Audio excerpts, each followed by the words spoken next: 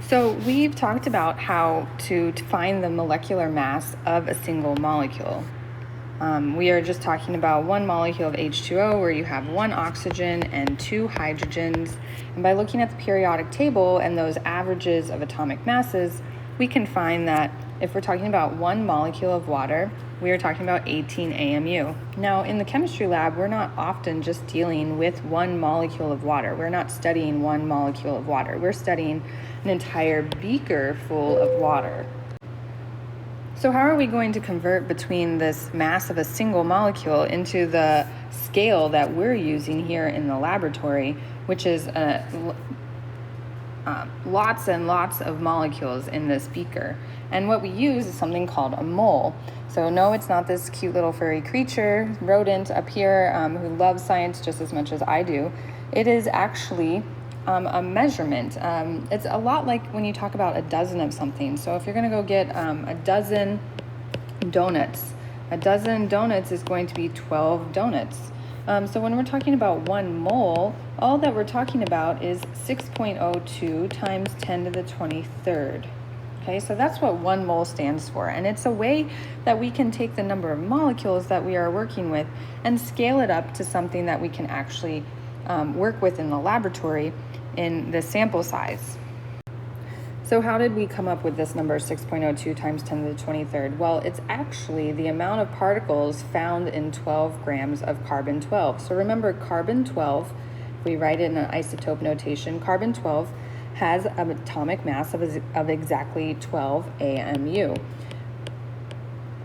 Now, that's 12 AMU per atom of carbon-12. Well, we want to know, well, exactly how many atoms do we have so that we can measure out 12 grams, because that's something that we can measure here in our laboratory. We can't measure 12 AMU. We don't have a tool to do that, but we do have a tool to measure grams. So how many atoms do we need in order to get 12 grams of carbon so that the number of AMU is equal to the number of grams that we're measuring out? Well, we're going to have to multiply it by something, atoms per, we're going to have to multiply it by some sort of number of atoms, and what we find is that it's 6.02 times 10 to the 23rd atoms are going to equal 12 grams of carbon. So when we have a sample with 6.02 times 10 to the 23rd atoms, it is going to have, of carbon-12, it's going to have a mass of 12 grams. So when we're talking about a molar mass of the substance, the molar mass is going to be the mass of 1 mole of a substance. Remember, 1 mole is equal to 6.022 times 10 to the 23rd atoms.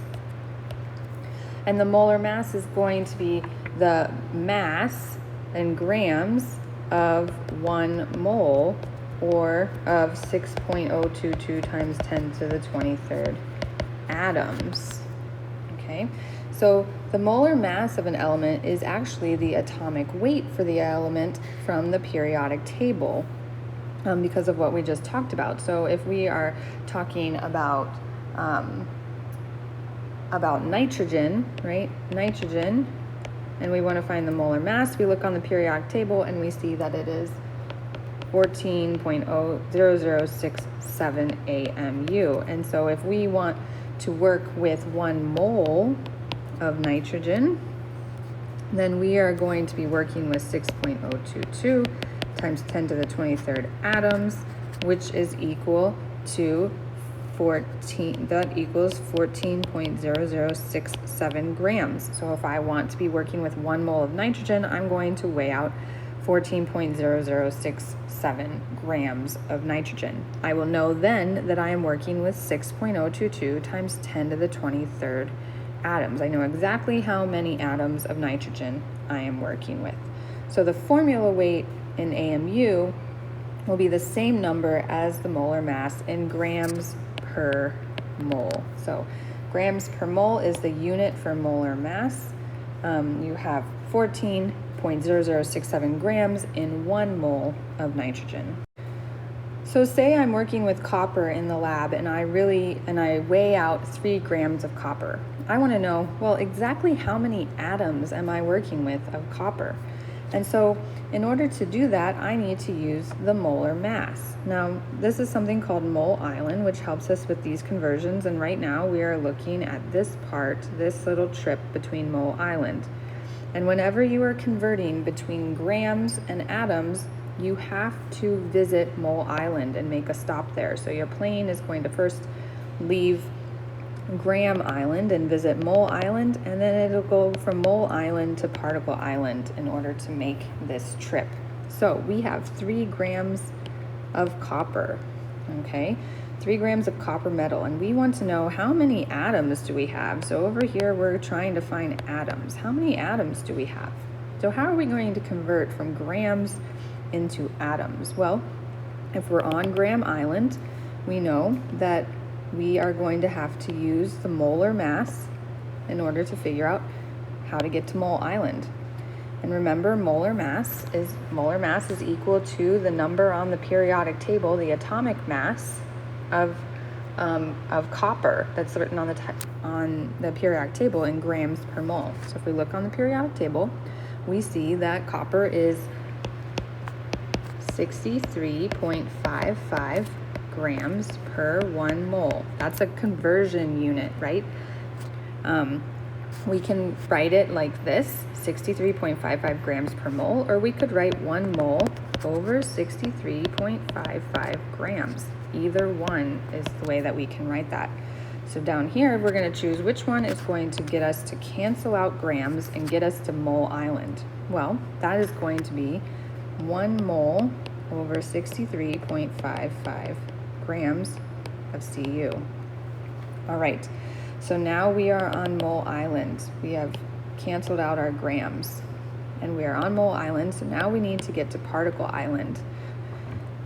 To get between mole island and particle island, we are going to use Avogadro's number, 6.022 times 10 to the 23rd. So remember, 6.022 times 10 to the 23rd atoms equals 1 mole, right? And so now we want to end up with atoms on the top. So we're going to say, okay, this is a conversion factor. We can have 6.022 times 10 to the 23rd atoms over 1 mole, or we can have 1 mole over 6.022 times 10 to the 23rd. So either one is an option over 1 mole, or you can have 1 mole over 6.022 times 10 to the 23rd. So which one of these are we going to choose? We're going to choose this one because we want to cancel out moles on the bottom, and we want, undo that for a second. We're going to cancel out moles, and we're going to have atoms on the top. And so we'd have 6.02 times 10 to the 23rd over 1 mole, okay? We're left with atoms. That's what we're trying to find, so that's good. And then we're just going to do this math. 3 divided by 63.55 times 6.02 times 10 to the 23rd. And we find that we have 2.84 times 10 to the 22nd atoms. And we need to make sure that we put this in the correct sig figs. We only have 1 sig fig here with grams, so we'd say 3 times 10 to the 22nd atoms of Cu are going to be found in 3 grams of copper. Now we can take this one step farther in order to determine empirical formulas. So we dealt with empirical formulas before. They're the most reduced form of an equation. And so we can take percent masses of elements and we can determine the empirical formula of that compound. And so this is how we're going to do it. We're given the mass percentage of elements. We have to make an assumption here. We assume that we have a 100-gram sample so that we can then convert those percentages into an actual gram of each element. Then we're going to use the molar mass to convert each mole of element into their correct ratios, and that will tell us how they're related to each other and therefore what the empirical formula is. So let's look at this example here. we have a compound of para-aminobenzoic acid. This is BAPA that's on sunscreen.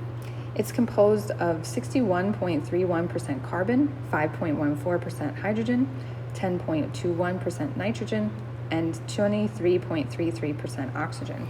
And from that, we can figure out what the empirical formula is of BPA. So our first step is to make an assumption, right? Assume 100 grams of PABA, right? And then we can convert all of these percentages into grams. So if I have 100 grams and 61.31% is carbon, then for carbon, I have 61.31 grams of carbon. For hydrogen, I have 5.14 grams. For nitrogen, I have 10.21 grams. And for oxygen, I have 23.33 grams. To find how they are related to each other, we can only compare the amount of the different types of atoms.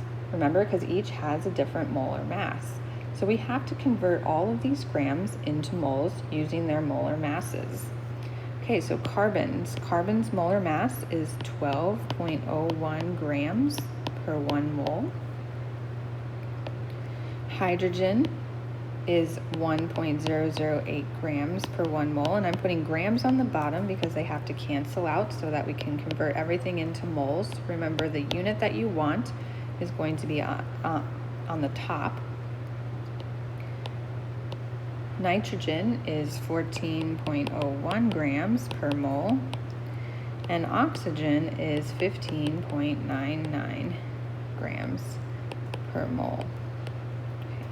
So we can do all of this math here and figure out how many moles of each element we have and how they're related to each other. So now we have the number of moles of each element here. And we want to now find how each one is related to each other in the least amount of the whole number ratio. So in order to write the empirical formula, we have to have a whole number ratio. That was back when we were talking about Dalton's atomic theory. And so we are going to convert all of these by taking the lowest number here and dividing everything by that so that we can normalize it all to 1. Okay, so we're going to take these numbers and divide everything by 0.72. And we do that, we find that we have 7 carbon for every 7 hydrogen, for every 1 nitrogen, for every 2 oxygen. And so our empirical formula we can write, I'm going to write it up here, as C7H7NO2. And that would be our empirical formula. That's going to be the ratio, molar ratio, of all of the elements involved. So now we have the empirical formula here for PABA. PABA. We have the empirical formula here, but we know that the molar mass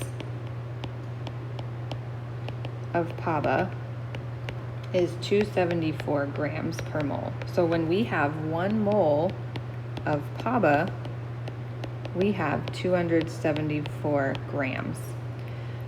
We want to know what the molecular formula is of PABA. Okay, so to do that, the first thing you're going to do is find the mass of empirical formula, C7H7NO2. And to do that, we take carbon, we have 7 carbons times 12. Hydrogens, we have 7 hydrogens times 1. Nitrogen, we have 1 nitrogen times 14. Oxygen, we have 2 oxygens times 16. And when we multiply that through,